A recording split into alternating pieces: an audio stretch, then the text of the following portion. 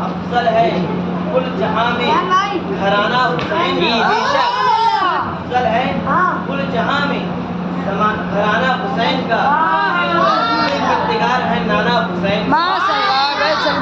شاعر کہتا ہے ایک دن کی تھی حکومت یزید کی، شاعر کہتا ہے ایک دن کی تھی حکومت یزید کی، صدیاں حسین کی ہیں زمانہ حسین کا۔ سبحان اللہ سبحان اللہ، صدیاں بے شک حسین کا۔ سبحان اللہ۔ میں نے آپ لوگوں کو درود شریف پڑھنے کے لیے کہا، درود شریف آپ لوگوں نے بغور سماعت نہیں کیا، نہ کہ آپ نے تلاوت کی اس کی۔ اللہ تبارک و تعالیٰ سے یہ بات کرنے کا ذریعہ ہے۔ اللہ نے اپنی نماز ادا کری، روزہ ادا کیا، حج ادا کیا، زکات دی، اللہ تبارک و تعالیٰ سے گفتگو کرنے کے راستے ہیں۔ درود پاک پڑھنے بھی اللہ تعالیٰ سے گفتگو کرنے کا راستہ ہے۔ تو ایک مرتبہ حضرت علی رضی اللہ تعالیٰ عنہ سے روایت ہے کہ آپ رسول اللہ صلی اللہ تعالیٰ علیہ وسلم کے ساتھ جب آپ نے دیکھا آپ کو آواز آ رہی ہے الصلاۃ والسلام علیک یا رسول اللہ، آپ رسول پاک سے کہتی ہیں رسول اللہ، اے رسول پاک، اے اللہ کی محبوب، یہ آپ پر کون درود پاک پڑھ رہا ہے؟ اس گھنے جنگل میں کون آپ کا برگزیدہ بندہ ہے، کون آپ کا محبوب بندہ ہے کہ جو آپ کے اوپر درود پاک پڑھ رہا ہے؟ قربان جائیے، اللہ کے نبی کہتے ہیں مجھ پر درود پاک کوئی اور نہیں، پیڑ پودے اور پہاڑ پڑھ رہے ہیں۔ سبحان اللہ سبحان اللہ۔ خاصیت ہے درود پاک کی کہ ہمارے نبی پر تو پتھروں تک نکلنا پڑا۔ سبحان اللہ سبحان اللہ سبحان اللہ۔ جب ابو جہل نے ہمارے نبی کی علم غیب پر انگلی اٹھائی تھی، اس نے ہاتھ میں پتھر لیا تھا اور کہا تھا اگر تم اپنے نبی ہو اپنے وقت کے تو اس پتھر سے کلمہ پڑھوا کے دکھاؤ۔ تو غیب سے پتھر نے اس کلمہ پڑھا تھا۔ ہاں بے شک حضرت، رسول پاک کی نبوت پہ سوال اٹھا رہا تھا، لیکن الٹا تماچا اسی کے منہ پہ پڑا اور پتھر نے کلمہ طیبہ پڑھا۔ بے شک بے شک۔ آیت کے مفہوم میں چلتی ہے، میں نے قرآن پاک کی تلاوت کی، آیت کی تلاوت کی، اس میں اللہ تبارک و تعالیٰ قدسیہ کا ذکر فرما رہا ہے کہ جنہوں نے اپنی پیاسی قیمتی جانوں کو اللہ کی بارگاہ میں قربان کر دیا، تو ارشاد ہوتا ہے ان کو مردہ مت کہو جو اللہ کی راہ میں قربان کی گئے، بلکہ وہ زندہ ہیں اور اپنے رب کی طرف سے توسیع دیے جاتے ہیں اور ان کی زندگی کے تمہیں شعور نہیں۔ عزیزان ملت اسلامیہ، آپ یہاں سے اندازہ لگائیں جب قرآن شہید کو زندہ کہہ رہا ہے تو نبی کا درجہ کیا ہوگا؟ قرآن جب شہید کو، جو شہید ہے وہ نبی کے درجے میں ادنا ہے اور نبی اعلیٰ ہے۔ جب قرآن ادنا کی تعریف میں کہہ رہا ہے کہ ادنا زندہ ہے تو نبی کے ادنا اعلیٰ کا عالم کیا ہوگا؟ جب اعلیٰ کا عالم یہ ہے تو میرے رسول پاک کا عالم کیا ہوگا؟ مجددین و ملت فرماتے ہیں تو زندہ ہے واللہ، تو زندہ ہے واللہ، میرے نعرہ تکبیر، اللہ رسالت، عشق محبت، عشق محبت، پیار محبت، پیار محبت، نعرہ تکبیر، نعرہ رسالت۔ سبحان اللہ سبحان اللہ۔ شہیدوں کو زندہ نہیں کہتے، وہ کہتے ہیں شہید مر کر مٹ گئے، مٹی میں مل گئے. تو جو انسان مردہ ہوتا ہے وہی شہیدوں کو بھی مردہ کہتا ہے. ان کو شعور ہی نہیں ہے کہ شہید کو زندہ ہے. جب قرآن ان کو زندہ کہہ رہا ہے تو ہم آپ کون ہوتے ہیں؟ جب اللہ کا کلام ان کو زندہ کہہ رہا ہے تو ہم کون ہوتے ہیں ان کو مردہ کہتے ہیں؟ تو شاعر کہتا ہے زندگی زندہ دلی کا نام ہے، زندگی زندہ دلی کا نام ہے، مردہ دل کیا کھاک جیا کرتی ہے. پچھلے اپنے جیسے کہ حضرت علی اصغر رضی اللہ عنہ کی شہادت آپ نے سماعت کی تھی، تو حضرت علی اصغر جب شہید ہو گئے اب امام علی مقام اکیلے تنہا میدان کربلا میں بچے ہوئے اور بستر عدالت پہ حضرت امام حسین اپنے گھوڑے سے آتے ہیں، اپنے خیمے کی طرف آتے ہیں، خیمے میں تشریف لے جاتے ہیں. دیکھتے ہیں کہ زین العابدین رضی اللہ تعالیٰ ایک نیزہ لیا اپنے بابا کے سامنے جلوہ فرما ہے اور کہتے ہیں اے بابا جان اب مجھ کو میدان کربلا میں جانے کی اجازت دیجیے. تو زین العابدین سے میرے آقا مولا حسین کہتے ہیں کہ اے بیٹا میں تم کو میدان کربلا میں جانے کی اجازت کیسے دے دوں؟ اب تم ہی سے میرا حسینی سلسلہ چلے گا. اگر تم قربان ہو جاؤ گے یا تم شہید ہو جاؤ گے تو حسینی سلسلہ کس سے چلے گا؟ خواتین اہل بیت کو مدینہ طیبہ کون پہنچائے گا؟ ہمارے ان شہیدوں کا جسم اطہر کو کون سپرد کھات کرے گا؟ اور انہوں نے حضرت زین العابدین رضی اللہ تعالیٰ عنہ کو صبر کی تلقین دی اور اللہ پر صابر و شاکر رہنے کا بتایا اور کہا کہ اگر رسول پاک کی سنتوں پہ عمل کرتے رہنا اور تحفظ ناموس رسالت کے لیے جتنی بھی مصیبتیں آئیں ان کو برداشت کرنا، جس طریقے سے میں نے اس کربلا کے میدان میں برداشت کیا. اب آپ یہاں سے اندازہ لگائیں. کچھ لوگ کہتے ہیں کہ ربی جب ہمارے نبی صلی اللہ تعالیٰ علیہ وسلم جب نبی تھے تو انہوں نے اپنے نواسے کو کیوں نہیں بچایا؟ وہ بچا سکتے تھے. ایسا نہیں، میرے نبی بچا سکتے تھے لیکن انہوں نے بچایا کیونکہ امام حسین وہاں امتحان دے رہے تھے. امام حسین کی وصیت میں ایک مرتبہ ایک زانوں میں رسول پاک اپنے بیٹے حضرت ابراہیم علیہ السلام کو بیٹھائے تھے اور ایک زانوں میں حضرت امام حسین کو بیٹھائے. اللہ تبارک و تعالیٰ نے جبریل علیہ السلام کے دوارا وحی بھیجا اور کہا کہ آپ صرف ایک سے محبت کر سکتے ہیں. تو قربان جائیے میرے آقا نے حسین رضی اللہ تعالیٰ عنہ کو زیادہ فرضیت دی اور اپنے بیٹے کو کہا میں نے حسین کو اپنے بیٹے پہ قربان کیا، حسین میری امت کو. اس لیے رسول پاک نے امام حسین رضی اللہ تعالیٰ عنہ کو اتنی فرضیت دی. آج دیکھ لیں ہم جس دین کے ماننے والے ہیں اس دین کو امام حسین اس ننھے صاحبزادے حضرت علی اصغر نے اپنے خون سے سیکھا. آج ہم اپنے نبی کے گھرانے والوں کے لیے کیا کر رہے ہیں؟ اپنے نبی کی آنکھوں کی ٹھنڈک نماز جو ہم بالکل نہیں کر پاتے. آپ غور کریں کربلا کی اس تپتی ہوئی ریت میں 7 محرم العام سے پانی بند ہے لیکن حسینی خیمے میں عبادتیں ختم نہیں ہو رہی، عبادتیں برابر چالو ہوئی. خواتین اہل بیت بھی عبادت کر رہی ہیں اور حسینی خیمے کے جتنے نوجوان ساتھی ہیں وہ بھی عبادت کر رہی ہیں لیکن قربان چاہیے ان کے چہرے میں ایک بھی گراوٹ نہیں آئی کہ پانی نہ پینے کی.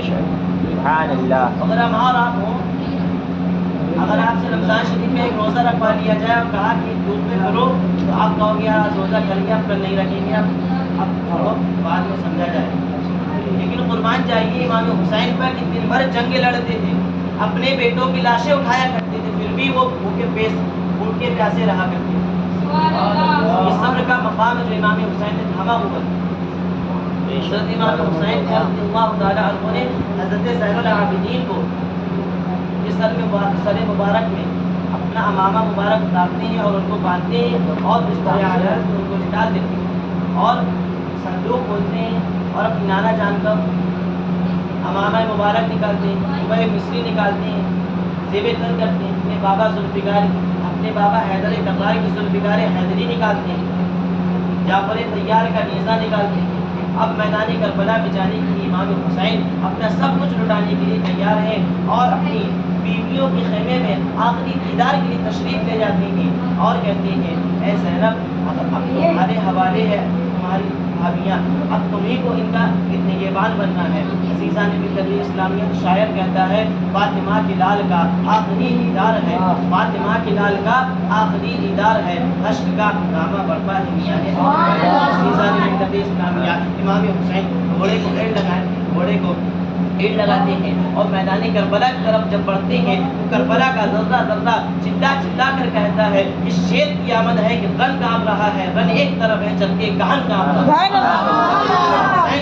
میدان کربلا میں جلوہ افروز ہوئے تو یزیدیوں کے سامنے اپنے فضائل کے اوپر، اپنے اہل بیت کے اوپر ایک مستقل خطبہ پڑھا اور ان کو بتا دیا کہ کیا تم مجھ کو جانتے نہیں ہو، میں فاطمہ کا لاڈلا ہوں، علی شیر خدا کا بیٹا ہوں، نبی کا نوازا ہوں، اگر میرے خون کی پیاسے ہو تو بے شک تم میرے خون سے پیاس بجھا لو۔ عزیزان ملت اسلامیہ، جو کہ ان یزیدیوں کا دل بالکل پتھر سے بھی زیادہ سخت ہو چکا تھا، تو انہوں نے کہا اگر تم جنگ کرنے آئے تو جنگ کرو، فالتو کی بکواس مت کرو۔ اللہ اکبر۔ بلکہ یزیدیوں کی جو تھے وہ بھی نبی کے ماننے والے تھے، صرف انہیں جنگ کس وجہ سے کی؟ تخت و تاج کے لیے۔ نبی تو شاعر کہہ رہا ہے صرف ایک دن کی تھی حکومت یزید کی، صدیہ حسین کی ہے زمانہ حسین۔ آج اس یزید کا دیکھ لیجیے آپ، اس کو اگر آپ پتہ کریں ملک شام میں اگر آپ پتہ کریں تو اس یزید کی انسان کو قبر ہی نہیں معلوم کہ قبر کس جگہ ہے، لیکن آج میرے حسین رضی اللہ تعالیٰ عنہ کے روضے نے پورے کربلا معلیٰ میں وہ جگمگا رہا ہے۔ سبحان اللہ ماشاءاللہ ماشاءاللہ۔ میرے امام حسین کی کہ شہید ہو کر بھی آج وہ زندہ ہے، بے شک بے شک اور تا قیامت تک ہمارے دلوں میں زندہ رہیں گے بے شک۔ جب ہمارے امام میدان کربلا میں جاتے ہیں تو یزیدیوں کی طرف سے کوئی آگے نہیں بڑھتا ہے، کیونکہ ان کے اندر طاقت ہی نہیں تھی کہ اکیلے امام حسین کا سامنا کریں۔ امام حسین خود ہی صفوں کو چیرتے ہوئے میدان کربلا میں ان بھیڑی یزیدیوں کی طرف گھس جاتے ہیں، اور جس طرف رخ کرتے ہیں اس طرف صفوں کے صف گراتے چلے جاتے ہیں، جس طرف رخ کرتے ہیں اس طرف یزیدیوں کو جہنم نصیب کرتے جاتے ہیں۔ عزیزان ملت اسلامیہ، جو بھی سامنے آتا اس کو مولی گاجر کی طرح کاٹتے چلے جاتے ہیں۔ جب عبید اللہ بن زیاد نے یہ حالت دیکھی، جنگ کا یہ عالم دیکھا، تو کہا اگر حسین اسی طریقے سے لڑتے رہے تو یہ جنگ کا کچھ اور ہی گواہ ہوگا، تاریخ میں کچھ اور ہی گواہ ہوگا کہ ایک حسین نے پوری یزیدی لشکر کو تباہ کر کے رکھ دیا۔ عبید اللہ بن زیاد نے کہا اب حسین کو چاروں طرف سے گھیر کے قتل کرو، اب حسین کو چاروں طرف سے گھیر کے قتل کرو۔ امام حسین کو چاروں طرف سے گھیر لیا جاتا ہے، چاروں طرف سے تیروں کی بوچھاریں ہوتی ہیں، امام حسین کا جسم نازنین تیروں سے چھلنی ہو جاتا ہے۔ اللہ اکبر۔ میرے حسین کہ وہ پیشانی پہ تیر لگتا ہے کہ وہ پیشانی جو رسول پاک کی بوسہ گاہ تھی، اور وہ پیشانی جو بارگاہ بے نیاز میں جھکنے والی تھی۔ اللہ اکبر۔ اس پیشانی میں حسین پاک کے پیشانی میں ایک بدبخت یزیدی نے ایک تیر مارا تو ان کے پیشانی مبارکہ میں چلا گیا۔ آج اگر اتنا سا زخم ہو جاتا ہے تو آج ہم تڑپنے لگتے ہیں، لیکن قربان جائیے میرے حسین نے اس حالت میں بھی اللہ کا شکر ادا کرنا نہیں چھوڑا۔ اس دن جمعے کا دن تھا تو امام حسین کہتے ہیں اے یزیدیوں، تمہیں معلوم نہیں کہ آج جمعے کا دن ہے، آج میرے نانا جان کا خطبہ خطیب منبر پہ کھڑے ہو کر پڑھ رہا ہوگا، کیا تم کو معلوم نہیں کہ میری آج تک کوئی بھی نماز قضا نہیں ہوئی؟ مجھے صرف 2 رکعت نماز ادا کر لینے دو۔ جہاں پہ مسافر کے لیے تو نماز جمعہ فرض نہیں ہے، لیکن مجھے عبادت کی اللہ کا شکر تو ادا کر لینے دو۔ عزیزان ملت اسلامیہ، میرے حسین پاک امام نماز کے لیے کھڑے ہوتے ہیں، عبید اللہ بن زیاد کہتا ہے ابھی حسین نے نماز پڑھی نہیں ہے، اگر انہوں نے نماز پڑھ لی تو تاریخ میں کچھ اور ہی گواہ ہوگا۔ تو عبید اللہ بن زیاد نے سمر بن جوشن نے امام حسین کی زانوں میں پیر رکھا، امام حسین نے رکوع کری، پہلا سجدہ کیا، پہلا سجدہ مکمل کرنے کے بعد قاعدہ کیا، قاعدہ کرنے کے بعد جب میرے حسین جب سجدے کی حالت میں گئے تو سمر بن جوشن نے ان کے زانوں میں پیر رکھا، جیسے کسی بکرے کو حلال کرتے ہیں اللہ اکبر، ویسے میرے نبی کے نواسے کو اللہ ان کو جہنم عطا فرمائے، ویسے میرے حسین کو بکرے کی طرح جس طریقے سے بکرے کو ذبح کرتے ہیں اللہ اکبر، ویسے میرے حسین کو نماز کی حالت میں قتل کر رہے ہیں اللہ اکبر۔ میرے حسین نماز کی حالت میں ہے، لیکن قربان جائیے اگر آپ اس نماز پڑھ رہے ہو، آپ کے اوپر کوئی اگر وزن رکھے تو آج نماز توڑ کر اس کو ماریں گے، لیکن قربان جائیے میرے حسین کے اوپر نماز کی حالت میں بھی ہے پھر بھی سر نہیں اٹھا رہے ہیں، کیونکہ ان کا سجدہ آج تک زمین پر قصد ہے۔ عزیزان ملت حسین پاک کے سر میں ایک وہ ایسا تلوار کا وار کرتا ہے کہ میرے حسین کا سر جب اس میں آدھار سے جدا ہو جاتا ہے اور میرے حسین پاک اس دنیا خانی سے رخصت ہو جاتے ہیں، انا للہ و انا الیہ راجعون۔ لیکن قربان جائیے آج تک وہ کربلا کی دھرتی حسین پاک کو چلا چلا کر کہہ رہی ہے تو زندہ ہے واللہ، تو زندہ ہے واللہ، میرے چشم عالم سے چھپ جا۔ سبحان اللہ، تکبیر، اللہ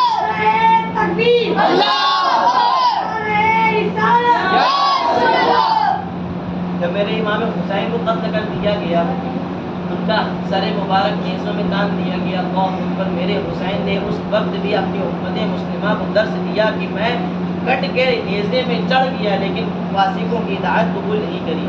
شاعر کہتا ہے کٹ جائے سر تیرا لیکن تو فاسقوں کی اطاعت قبول نہ کرتا۔ میرے حسین نے اپنا سر دے دیا لیکن ان کی فاسقوں کی اطاعت قبول نہیں کی، تو آج ان کا مقام دیکھ لیں کہ حسین آج بھی زندہ ہے اور قیامت تک زندہ رہیں گے۔ یزید مٹ گئی کربلا کی خاک میں، صدیہ حسین کی ہے زمانہ حسین۔ عزیزان ملت اسلامیہ، میرے حسین کو جب نیزے کی نوک پہ چڑھا دیا، ان کے سر مبارک کو نیزے پہ چڑھا دیا جاتا ہے، اس وقت بھی درس دیتے ہیں کہ جو جیت گیا اس کے سر آج بھی نیچے، ہم میرا سر دیکھو نیزے میں سب سے اونچا نظر آ رہا ہے۔ یہ مقام ہے میرے حسین کا۔ عزیزان ملت اسلامیہ، اللہ تبارک و تعالیٰ سے دعا ہے کہ امام حسین کی شہادت کو اپنے زندگی میں عمل کرنے کی توفیق عطا فرمائے۔ لیکن ایک بات آپ غور کریں کہ امام حسین کے لیے کہا گیا تھا کہ اگر تم امام حسین کربلا سے پانی نہیں لے سکتے تھے، اس لیے کیونکہ ان کے اوپر پانی بند تھا، لیکن اگر میرے حسین چاہتے تو ایک ٹھوکر میں ان کے پانی نکل پڑتا اور اتنا پانی نکلتا کہ پورا کربلا سمندر بن جاتا۔ مان جائیے حسین ابن علی کے صبر پہ کہ اگر حسین ابن علی اپنے بابا کی ذوالفقار حیدری کو کربلا کی دھرتی میں گاڑ دیتے تو وہ پانی نکلتا کہ قیامت تک وہ پانی بند نہ ہوتا، کربلا کی سنبھالے نہ سنبھلتا پانی۔ عزیزان ملت اسلامیہ، قربان جائیے حسین ابن علی کی اولاد میں 500 سال کے بعد ایک مرد قلندر اجمیر کی دھرتی پہ پیدا ہوا، اس نے ایک پیالے میں آنا ساگر کو لے کے دکھا دیا کہ تم کیا میرا مقام میرے دادا کا مقام دیکھو، اگر وہ چاہتے تو پورا کربلا پانی بن جاتا۔ عزیزان ملت اسلامیہ، تو حضرت خواجہ غریب نواز رضی اللہ تعالیٰ عنہ اپنے دادا کے متعلق کہتے ہیں شاہ است حسین، بادشاہ است حسین، دین است حسین، دین پناہ است حسین، سرداد نداز دست یزید، حقہ کے بنا لا الہ است حسین۔ حسین شاہ بھی ہے، حسین بادشاہ بھی ہے، حسین دین ہے، حسین دین کی پناہ بھی ہے۔ دے دیا لیکن فاسقوں کے ہاتھ میں بیعت نہ کی۔ حقیقت تو یہ ہے کہ لا الہ الا اللہ کی بنیادی ہی حسین۔ آپ یہاں سے اندازہ لگائیں میرے امام حسین کو۔ ویسا کہ میں نے آپ کو بتایا تھا کہ لوگ کچھ کہتے ہیں کہ جب نبی تھے تو انہوں نے اپنے نوازے کو کیوں نہیں بچایا، تو آپ کے سامنے ایک ایگزامپل دیتا چلوں، اگر کوئی شخص ندی میں ڈوب رہا ہو، آپ کے پاس رستے بھی ہو، ناؤ بھی ہو، لیکن آپ اس کو بچانا نہ چاہتے ہو، تو وہی حل میرے نبی کا تھا۔ ان کے پاس ساری تخت و تاج تھے، سارے حکومت تھی، سارے پاور تھے، لیکن وہ اللہ کی بارگاہ میں امتحان دے رہے تھے میرے حسین۔ اگر وہ چاہتے تو ان کو بچا سکتے، لیکن انہوں نے ان کو امتحان دینے کے لیے پہنچایا۔ تو ہم کو سبق دیا کہ اللہ تبارک و تعالیٰ کے راستے میں جو چلتا ہے اس کو بے شمار پریشانیاں آتی ہیں۔ تو اللہ تبارک و تعالیٰ سے دعا ہے کہ ہم سب کو حسین پاک کی شہادت اپنی زندگی میں ڈھالنے کی توفیق عطا فرمائے۔ جو کچھ بھی میرے بیان کرنے میں غلطی ہو گئی اللہ تبارک و تعالیٰ اس کو معاف فرمائے۔ جو کچھ بھی بیان ہو واقع دعوانا الحمدللہ رب العالمین۔ السلام علیکم۔